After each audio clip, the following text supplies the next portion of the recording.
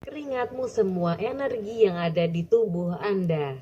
Semua kamu berkorban untukku. Tidak ada tempat berlindung yang lebih indah daripada ayah fisik Anda. Anda adalah teladan dalam setiap langkah hidup saya. Anda adalah bayangan yang selalu mengawasi saya.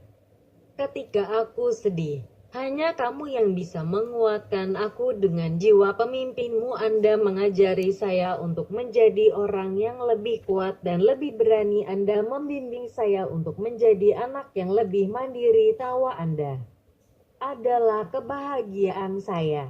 Kemarahan Anda sedih. Semangat Anda adalah motivasi saya ketika Anda berada jauh. Saya berdoa agar Tuhan selalu melindungi Anda. Bagi saya Anda bersedia menghabiskan waktu di luar ruangan di bawah sinar matahari. Aku berjanji ayah akan mengubah diri sendiri meskipun cara saya tidak sepenuhnya membuat Anda bahagia. Ingat ayah, saya ingin Anda bersenang-senang di hari tua Anda nanti.